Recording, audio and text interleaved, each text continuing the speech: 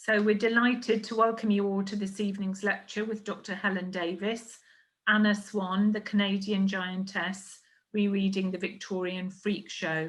We're thrilled to welcome Helen for her first lecture with us. The lecture is part of a programme of 11 humanities lectures that we're currently hosting. And for those of you who don't know, my name is Paula Harrison and I'm the coordinator of University Centre Telford. We're part of the University of Wolverhampton and we're based in the heart of Telford in Shropshire, in the South Water building, for those of you who know Telford. We moved our public lecture programme online at the start of the pandemic, and amazingly it's been hugely successful, attracting people locally, nationally and globally. So before I hand over to Helen, there's just a couple of housekeeping things to go through. There'll be an opportunity to ask questions at the end of the lecture via the Q&A button. And if you're using a laptop or a desktop, the icon is on the bottom of your screen in the middle. And if you're using a mobile, it will be in the top right-hand corner. And just to remind you that the platform we're using, which is Zoom, is a public platform and the lecture is being recorded. So please don't share any personal information. So Dr. Helen Davis has been working at the University of Wolverhampton since September 2020 as senior lecturer in English literature. And we were just discussing the fact that Helen has only met 3 of her colleagues face to face, so very strange times. Prior to that, she was head of English at Newman University from 2016 to 2020 and principal lecturer in English literature at Teesside University from 2012 to 2016. Helen works on gender, sexuality and disability in Victorian and Neo-Victorian literature and culture. She is the author of Gender and Ventriloquism in Victorian and Neo-Victorian Fiction from 2012 and Neo-Victorian Freakery 2015. She's currently writing a monograph titled Reading Down Syndrome, Fictions of Intellectual Disability. And I'll hand over to Helen now. Thank you very much, Helen. Thank you, Paula, and welcome everybody. Really, thank you for tuning in today. And on my first slide is the kind of points that I'm going to be talking through. But before I get onto that, I feel like I owe you a little bit of an explanation as to why, as an English lecturer, English literature lecturer, I'm talking about the Victorian Freak Show today and not about any novels. Okay, so I first heard of Anna Swan when I was a child, so that was more or less in the Victorian era, to be honest. No, my dad had some old copies of the Guinness Book of Records that I used to look at, and I was always really interested in the records pertaining to the human body. Okay, so for a very long time, Anna Swan held the record for the tallest woman who ever lived. And back in the day, I would have seen a picture of her very similar to the one that I've put on the slide. The film, The Elephant Man, which I'm sure some of you are familiar with.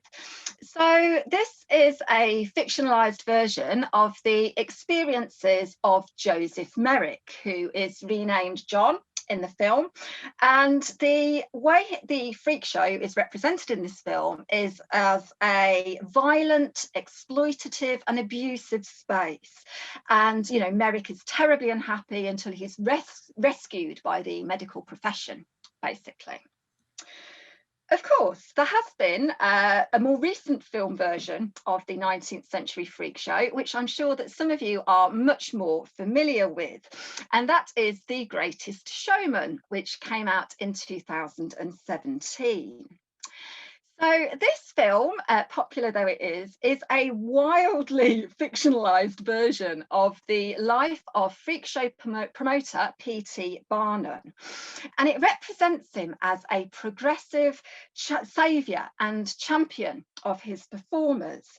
And it depicts the performers themselves as being part of his big, happy, woke family, essentially. So you probably don't need me to tell you that both of these filmic representations are oversimplifications. So today I'm going to try and look beyond black and white melodrama or in fact catchy musical numbers, to look back at the 19th century itself. So, put another way, what I want to suggest to you today is that the culture of the Victorian freak show was much more complicated than we first might imagine. Now, I want to make it absolutely clear to you here that I'm not trying to persuade you of the merits of the Victorian freak show or to celebrate it in any way. I think, as we're going to see, there are many facets of freak show culture which we would now understand to be deeply problematic.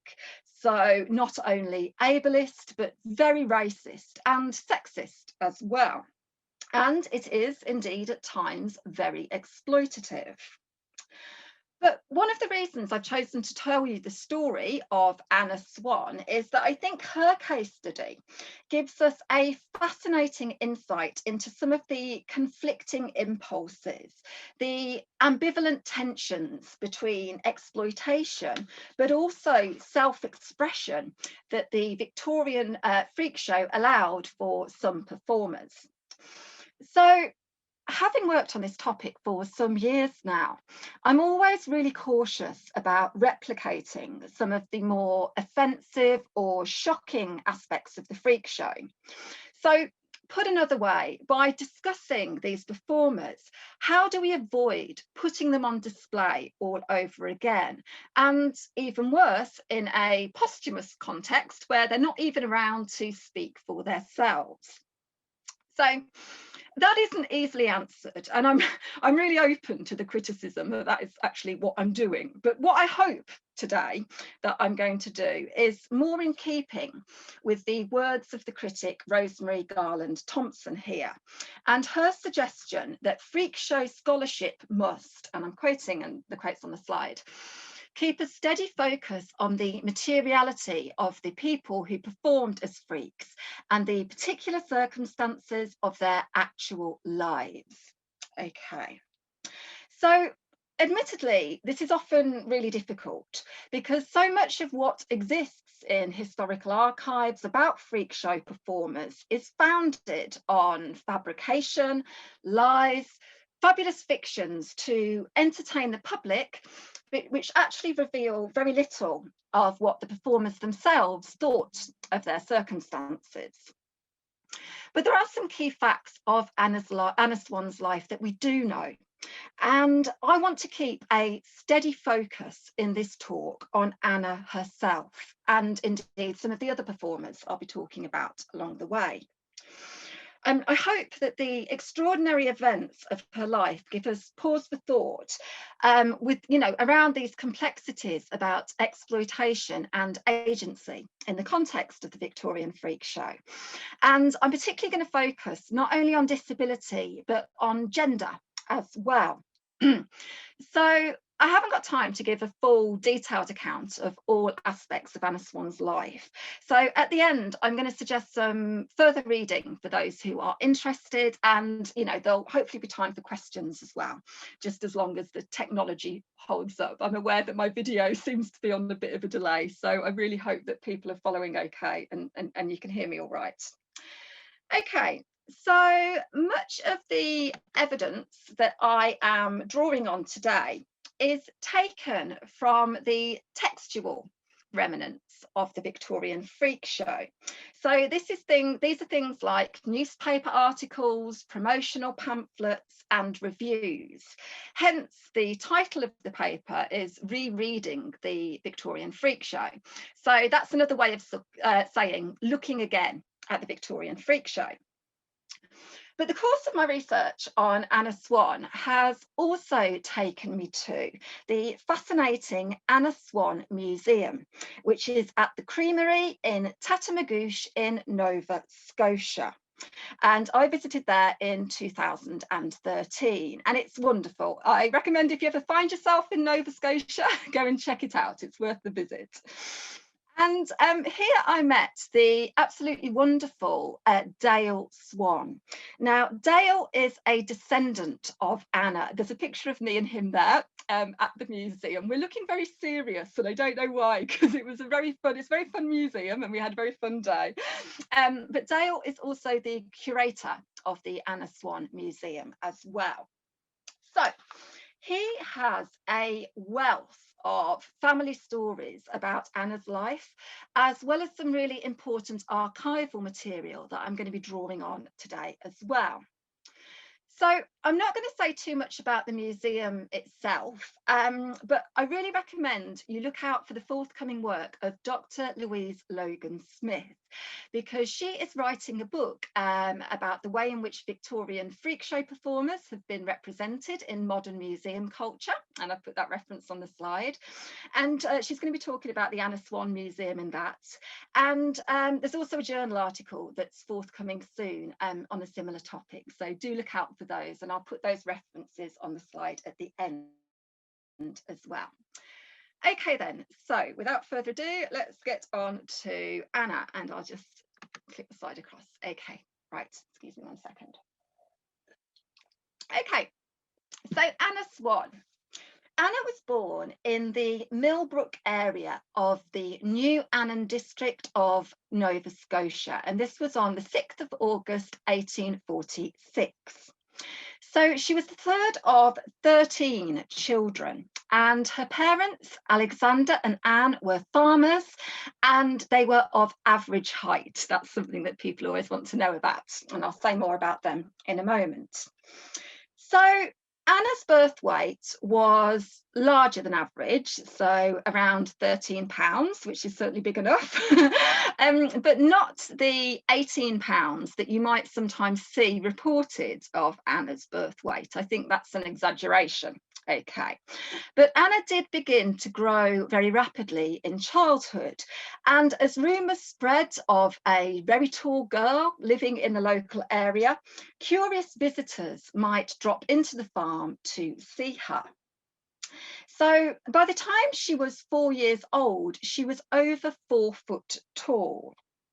Now, the first press reference to Anna that I've found comes in from these early years of her life, and was published in a local newspaper in 1851. And I will just read this to you now. Infant Giantess. There is at present exhibiting in Pigtown a girl not 5 years of age who is 8 feet, sorry, that would be really impressive, wouldn't it? 4 feet 8 inches in height, weighs over 100 pounds, and is well proportioned.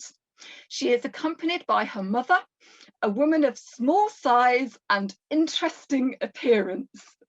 Now, I've never seen a picture of Anna Swan's mom, but I've never heard any reports of her being anything other than, you know, kind of ordinary appearance. So I think that might be a bit of managerial exaggeration there to kind of lure people into the show. Anyway, more importantly, from the outset, I wouldn't be at all surprised if you find this deeply troubling. The idea that a family would be, you know, taking their 4-year-old daughter and putting her on display at a local fair surely raises all sorts of questions from a modern point of view. However, I think that learning a little bit more about the Swan family's situation can help give context here. So, farming their land in Nova Scotia was extremely hard work, and, you know, as was typical of the time, all of the family who were able to would be helping out on the farm in various ways. So it was completely normal from really quite a young age that children would be working alongside their parents. So the Swans were very respectable, God-fearing people, and, you know, as we'll see as the talk, you know, goes along, they really had Anna's best interests at heart at all times. But money was tight, and Anna's rapid growth meant that they were struggling to adapt their farmhouse to make space for her.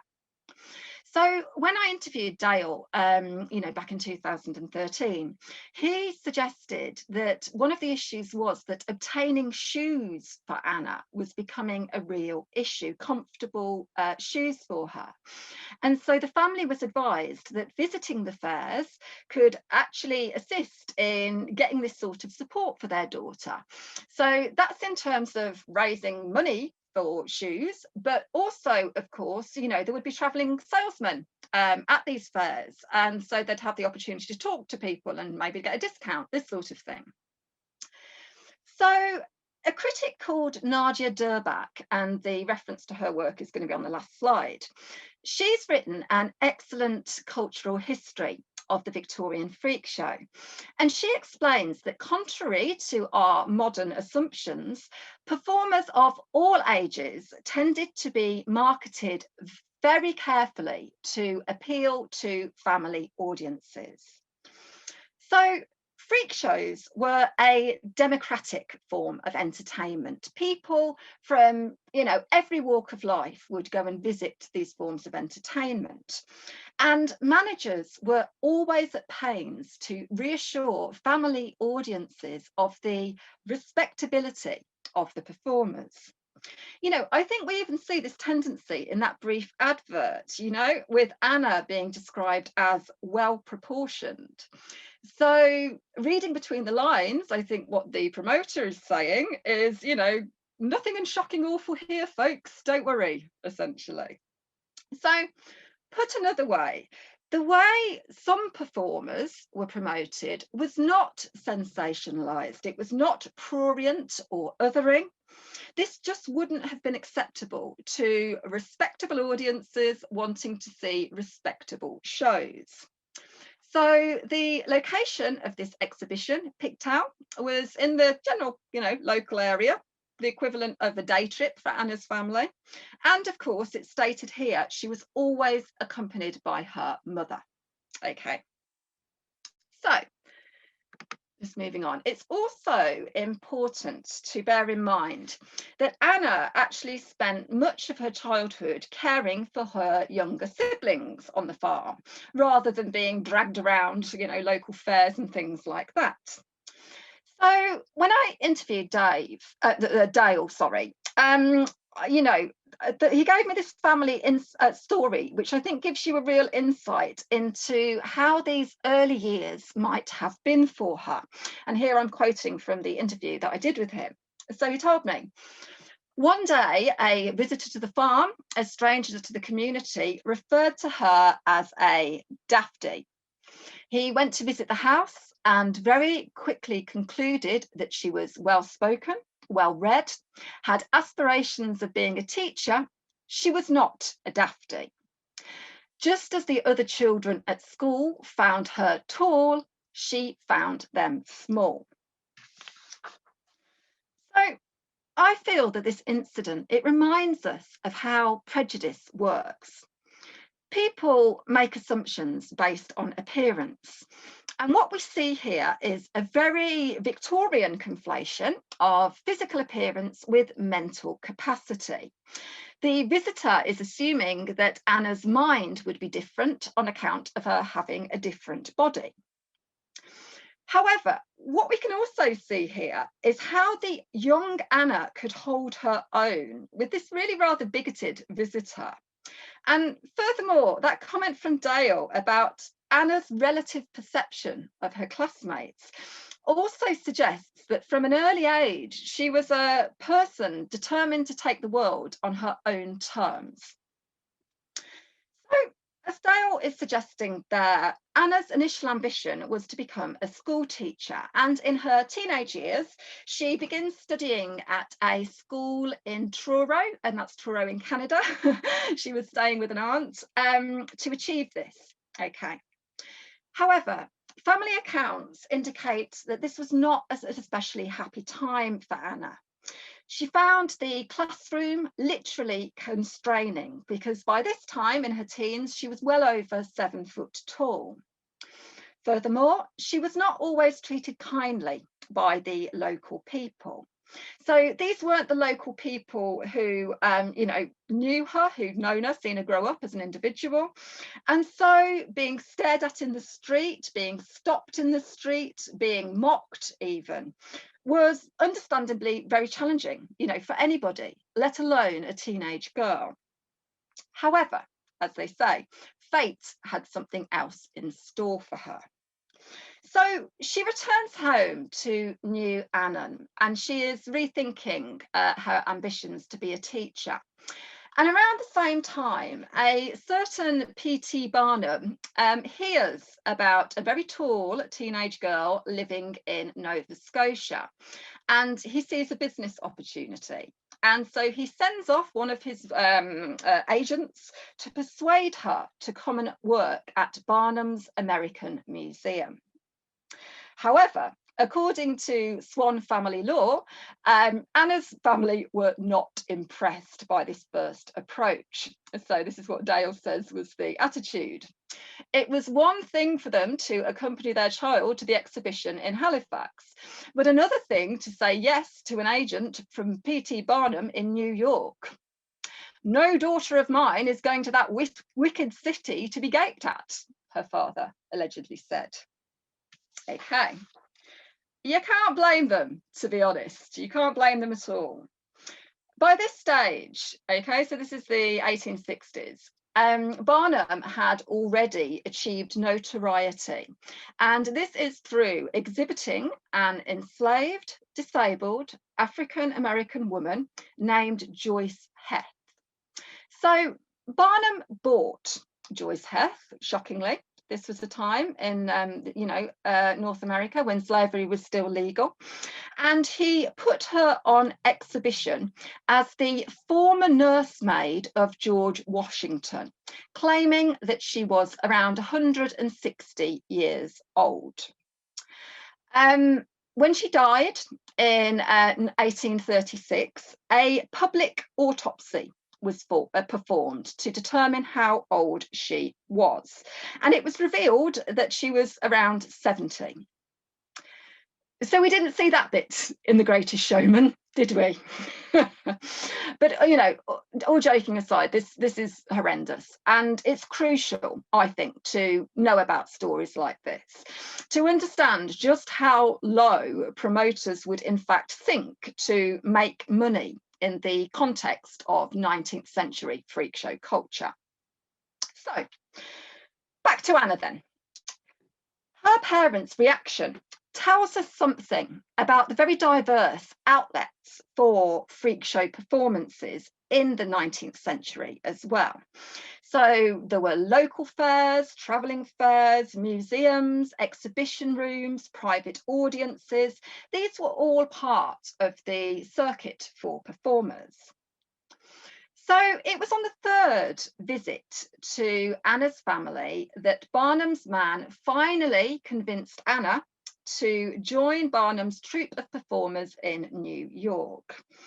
So as the comment I put on the slide from, Anna's father suggests, her parents' concern was absolutely for the welfare of their 17-year-old daughter. And the agreement was that Anna's mother would go with her to New York for the first 6 months to make sure that everything was above board and that this was going to be suitable for their daughter. So my understanding is that the teenage Anna was completely involved in all of these decisions being made about her future. According to some sources, it was her decision to want to pursue a career in show business, to try something new instead of teaching. And it's a detail of Anna's story that I absolutely adore. This idea that she chose show business over teaching is just brilliant. But we should never forget that not all performers had this agency. Barnum's own history as a manager abounds with stories of child performers who definitely weren't in a position to make decisions about their careers. And of course, people of colour, such as Joyce Heth, who were considered to be the property of managers to be disposed of as they saw fit. But Anna's experiences do show us something different. Okay, so let's talk about her time at the museum. I'll just keep an eye on the time. Okay, right. At the age of 17, Anna had reached the height of 7'11". And it's that height that held the record for the world's tallest woman for so many years. Now, as we'll see in a moment, she was actually advertised as being over 8 foot by Barnum. The actual dimensions of performers builders giants were notoriously difficult to verify, as they were often exaggerated for the purposes of promotions. But, you know, I mentioned before, didn't I, that one of the challenges of doing research about the freak show is the lack of sort of,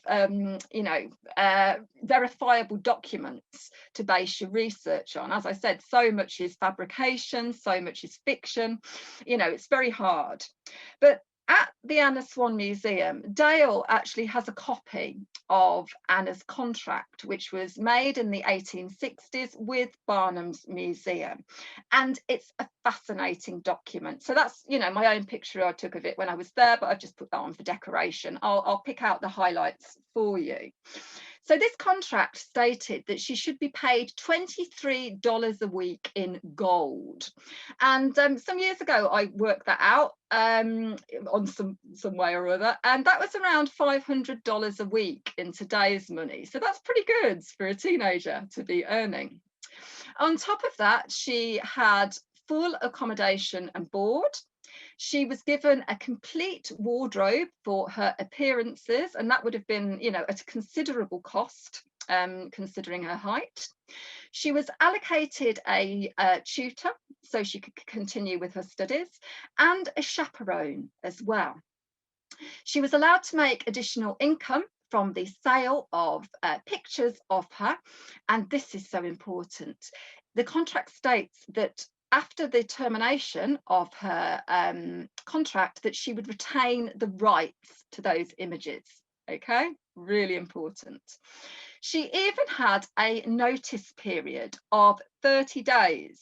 Okay, and the contract concludes they, which is Barnum's American Museum, will at all times study the comfort of the said Anna, endeavouring always to promote her health and happiness.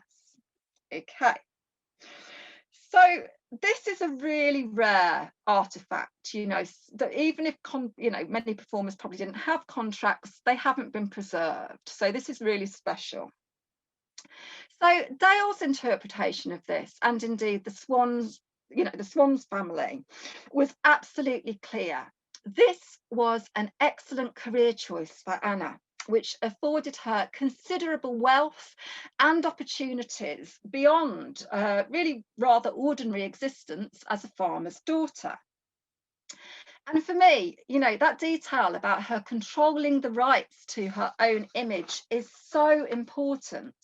So how many women in today's public eye, or indeed anybody in the public eye today, could make the same claim? I think it's something really special there. So Anna's employment at the museum involved performances where she might recite a few lines of Shakespeare. Apparently, Lady Macbeth was a favourite character of hers to perform. And she also conversed with the audiences about her experiences of life. So it was a sort of Q&A with her. And it had an educational function in that respect as well. She was telling her own story. So, moving on then, by all accounts, her time at Barnum's Museum was generally happy, but the museum was struck by several fires during her time of employment. And the events of one fire, which took place in July 1865, were particularly dramatic. And so the account I'm going to talk about now was actually taken from one of Anna's promotional pamphlets. And just to explain what these documents were like, okay, so they were often known as true life stories or true histories of the performer, and they were sold, at the exhibitions as a sort of souvenir to take home. But this probably doesn't come as a surprise. The truth that's being celebrated in these titles was deeply ironic. 9 times out of 10, these, were ridiculous documents fabricated by unscrupulous managers. And, they should always be treated with caution as accurate historical records of freak show performers. But at the same time, I think this description of the fire is notable. So let me read it to you and I'll explain a little bit more about it. So in this fire, Miss Swann lost the whole of her valuable wardrobe and almost a fortune in jewels, the value of which was greatly enhanced, in her own view, from the fact they were presents from all the most eminent men on the American continent. And I'll say something about that in a moment. Thoughtless for the moment of her own property, Mrs. Swann, during the conflagration, worked not like 20 women, but more like 20 men to assist in saving human life. And it is a fact well known in New York that she was the last person to leave the building. So I think there's some gendered ideologies at work in this passage. So initially, Anna's experience of loss in the fire is defined by her feminized possessions. And furthermore, there's a passing hint of feminized vanity here as well. In her own view, she values her possessions as they are gifts from male admirers. So we're also being told here how attractive that she is to men as well. But these rigid gender ideologies become a bit more troubled as the passage progresses.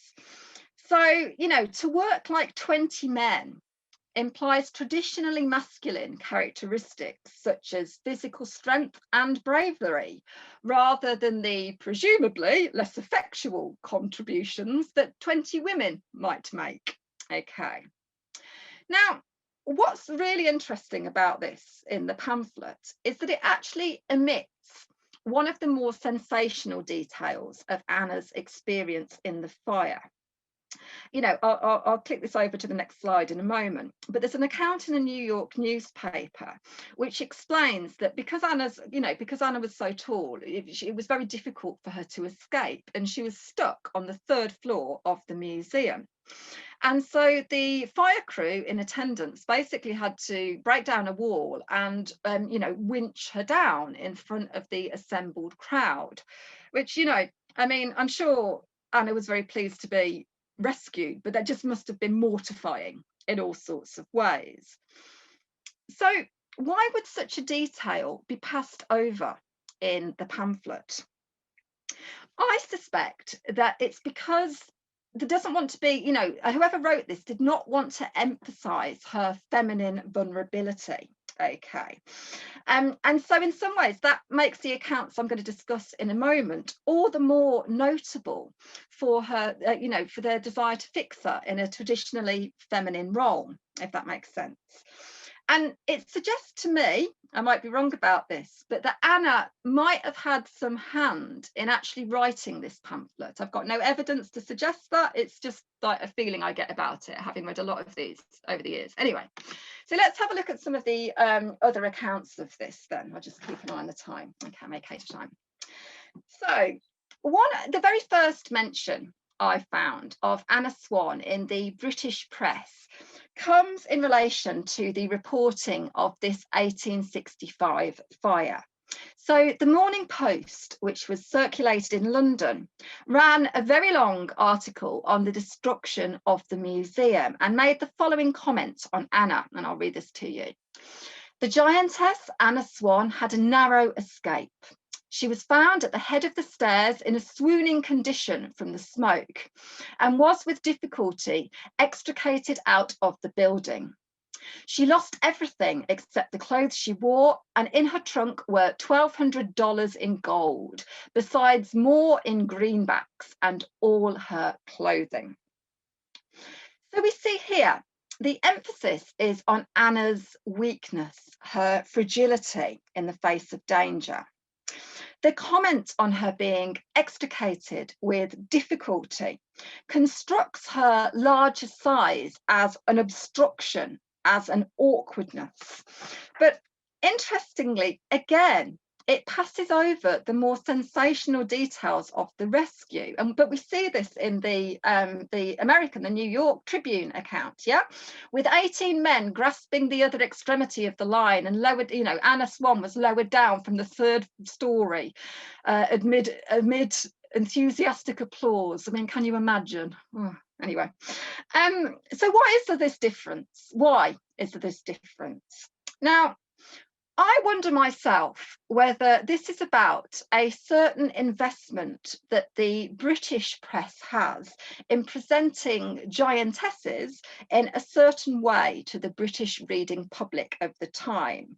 A desire to present her as ladylike rather than as a professional showwoman who is used to making a spectacle of herself, as it were.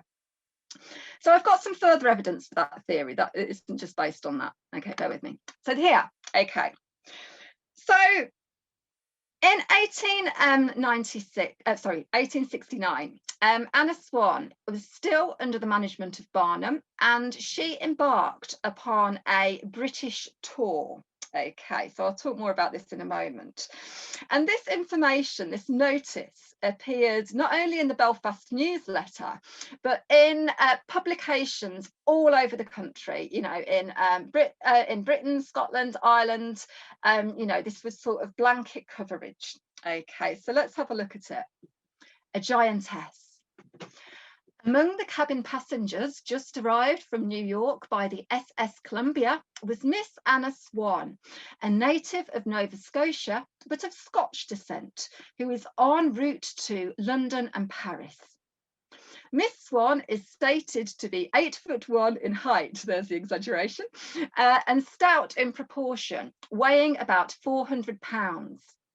She is 21 years of age, prepossessing in appearance, has a cultivated mind and engaging manners. She intends, previous to returning to New York, to make a short tour through Scotland. Okay, so we have that reference there, the exaggerated height of Anna. But what I think is really interesting here is this isn't framed as an advert, okay? The way Anna is being framed is as a refined young woman engaging upon her European tour of edifying leisure, which was a sort of rite of passage for genteel Victorian ladies. Of course, she is billed as a giantess in capital letters, you can't miss that, which does connote to the readership that this might be some sort of advertisement for a show person on a very different sort of tour. But why isn't that explicitly stated? Yeah, that's what interests me. So let me just give you an explanation for that. Now, okay.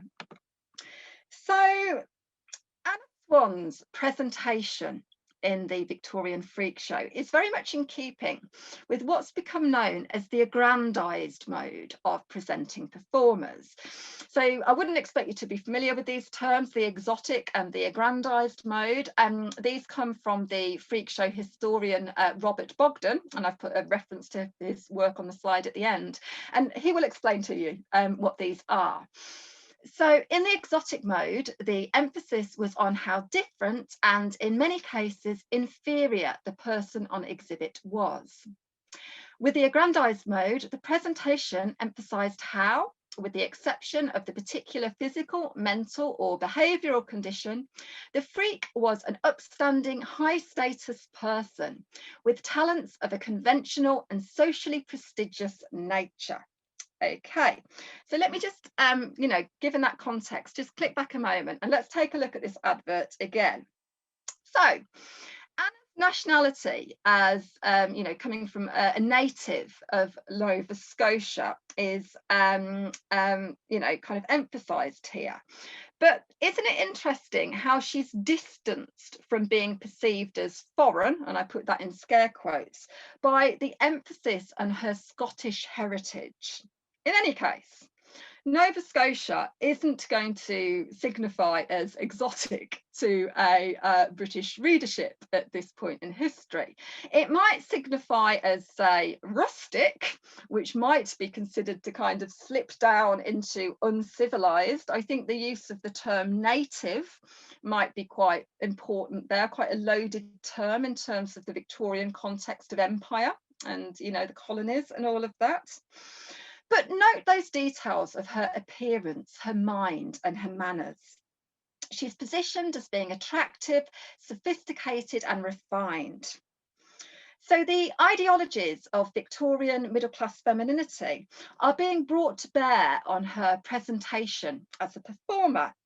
And there's a double meaning of tour at work here. Yeah, a tour can be a holiday for leisure or a money-making business venture. And so perhaps there's just enough ambiguity here for the readership to imagine that this fascinating lady can still be located within the respectable private sphere rather than the public sphere. Okay, so I'll just keep an eye on the time because, okay, I haven't got that much time, but I'll try not to rush. Oh, yeah. Okay, so on this 1896 tour of, 1869 tour of Britain, Anna joins up with two performers who are probably more familiar to you, Chang and Eng Bunker, who were known as they were the original Siamese Twins, and they were called this. They were conjoined twins, but they were referred to as Siamese Twins because they hailed from Siam, which is now known as Thailand, and they were born there in 1811.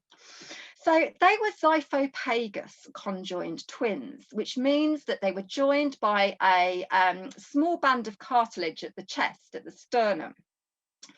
So they were discovered in 1829 by a British merchant called Robert Hunter, who persuaded the twins' mother to allow him to take them away and exhibit them in Europe.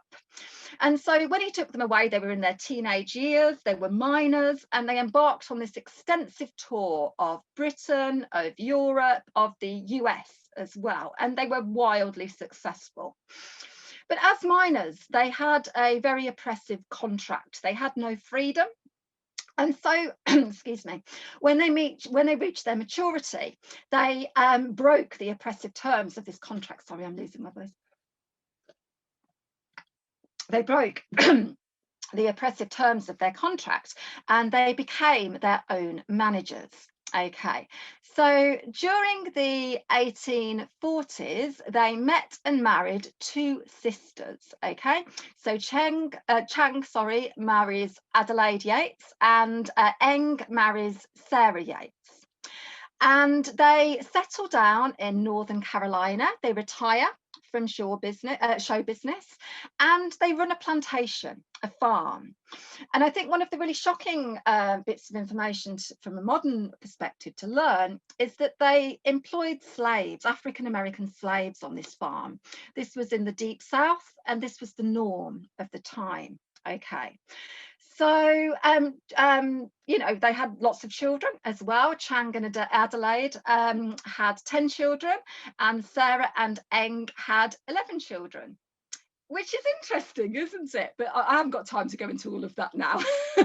You can ask me about that in the questions if there's any time. Okay, so yeah, but they've retired from show business for many years. But in the context, you know, they lived in the Deep South, in the context of the American Civil War, they lost a lot of money, okay, when their, you know, enslaved workers were freed. And so they had to go back out on tour to make ends meet, okay? So, you know, they're 58 years old. Anna's in her early 20s, and they joined forces with the Cajun Beauty, which was a woman named Zoebida Lutti. I haven't got time to tell you about her in the talk, but hopefully, you know, I can tell you about her in the questions at the end. Okay, so let's just crack on. There's not long to go now. So adverts for Anna joining the Bunkers show start appearing in the British press in early March. So here's an example. Miss Anna Swan respectfully announces that she has made arrangements to appear at the Egyptian Hall, Piccadilly, daily in conjunction with the Siamese Twins and the Cajun lady. So she gets this mention all on her own. And note the agency that's given to her. Anna Swan announces that she has made arrangements. Yeah, it's putting her in control of this. It continues, the Siamese Twins and the beautiful Caucasian lady, etc., etc. And, you know, it's telling us that there are 2 shows a day, okay? So 2:30 to 4:30, and then 6:30 to 9. And the admission is £1, okay? So let's just, I just want to talk very briefly about the practicalities of this tour, because this isn't something that a lot of researchers on the Freak Show go into, mainly because it's really difficult to figure out. But I sort of pieced this together from looking at a lot of Victorian newspapers. Okay, so this is a bit of an itinerary for the 6-month tour. They, you know, the timing of the shows, note that they performed in Wolverhampton on the 26th of June. I need to find out some more information about that. I'll see if I can dig out some stuff about that. But yeah, that working day, the two shows, so 4.5 hours in total, 7 days a week, continues throughout those 6 months. So that is a grueling schedule. And the logistics of arranging travel for this extraordinary group of performers can only be speculated on. I would love to know how they got around the country. You know, there's a whole other avenue of research to be done into this sort of industry around the kind of freak show performers. And, you know, so we don't know how much these individual performers earned, but I'm sure that they didn't earn the same. So Chang and Eng were the main attractions here, but Anna was obviously considered to be interesting enough to be able to have adverts on her own and actually do some shows on her own as well. So the poor old Cajun Beauty never does any shows on her own, which is a shame. As I said, I haven't really got time to tell you about her, but there we go. Okay, so just my last slide now. I've very nearly finished. So that's all really I've got to go. Got time to go into in detail about Anna's career, but just a few other highlights because it was a fascinating life. So she returned to tour Britain in 1871, and this was in the company of another man of height who was Martin Van Buren Bates, and they fell in love and they married in London in 1871. And the wedding dress that she is wearing was reputedly a gift from Queen Victoria. They both apparently received wedding gifts from Queen Victoria. Anna and Martin had 2 children. So in 1872, Anna very sadly gave, and this was actually in Scotland, she gave birth to a stillborn little girl. And they retired from show business shortly after that. They bought a farm in Seville, Ohio, and they had another child in 1879, and again tragically their little boy died a couple of days after birth, and Anna herself died in 1888. Okay, so these are just my references at the end. So just to finish then, what I hope I've done today is given you a bit of an insight into what an extraordinary woman Anna Swan was. Not because of her physical appearance, but due to her determination, her dignity, and her drive as well. But it's so important that we bear in mind that her story is very unusual. This is not representative of the experiences of the majority of performers who worked in the freak show circuit. And, you know, as I think I've indicated as I've gone along, there were some terrible exploitations which took place. However, what I hope is that by learning more about the lives of individual performers and looking beyond these sensational headlines, a more complex, nuanced version of the freak show can become apparent. Okay, thank you very much. And I've finished there. I'll stop sharing my slides. And there we go. Thank you very much, Helen. That was fantastic. So interesting. And as you say, what a character she was, so full of determination against all the odds. Absolutely, she's a really inspirational woman, a kind of Yeah. feminist hero. I feel Yes, about her. Yes, absolutely, a role model, I think. Yeah. Definitely, that was brilliant. Thank you. So just on a practical level, Emma has asked, will the recording be available to watch at a later date? So yes, it will. I did answer on the chat, but just in case people didn't see that, it will be available on 2 YouTube channels, the University of Wolverhampton Humanities YouTube channel, and then also University Centre Telford YouTube channel. So there will be the opportunity to look at it again. Debates raised there. So Josiane has said, what has replaced freak shows in terms of performances in modern times? That's a really interesting, question, Josiane. I would argue that things like reality TV shows might have replaced freak show. I'm not the first person to argue that, but I think we can definitely see that dynamic. I mentioned a colleague of mine, Louise Logan Smith, and actually, you know, she's doing her wonderful book on the Victorian freak show performers in museums, but we're going to be co-authoring a book which is about the kind of cultural afterlife of the Victorian freak show in popular culture. And so that's very much a kind of issue that we're going to be exploring, really, the way in which that is sort of that you know, economy of exhibition, shall we say, is translated into sort of reality TV in all sorts of ways. I'm intrigued by the link to Queen Victoria. So do you have any idea of how the wedding dress ended up being purchased by Queen Victoria? Well, I'll tell you this about Queen Victoria. She had a real interest in freak show performers. She used to have private audiences with them. And so this was many years before, and this is when, you know, her husband Albert was still alive. That Barnum managed to secure a private audience with Queen Victoria and one of his performers, General Tom Thumb, who people might be familiar with. Yeah. Okay, and so he was taken to the palace, was a, you know, great success. Everybody had a, you know, wonderful time. But you know, he was a person of restricted growth, and, you know, was sort of, you know, advertised as, you know, the smallest, you know, little man in the world sort of. And he was billed as being 11 years old. And Queen Victoria wrote in her diary about what a shame it was that such a young lad was being sort of made to cavort around like this. But what she didn't realise is that he was actually 5 years old. Oh my goodness. He was actually 5 years old. So when I was talking before about Barnum sort of having form with exploiting child performers, yeah, so like Tom Thumb was you know, learning how to smoke cigars and drink whiskey at 9 years old to pass himself off as a gentleman.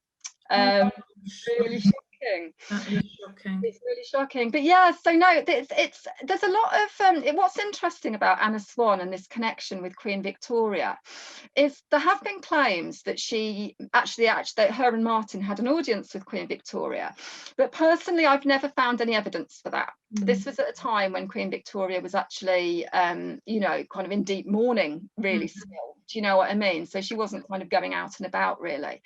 But I think there's a lot to be said for Queen Victoria actually legitimising the freak show as popular entertainment in the Victorian era.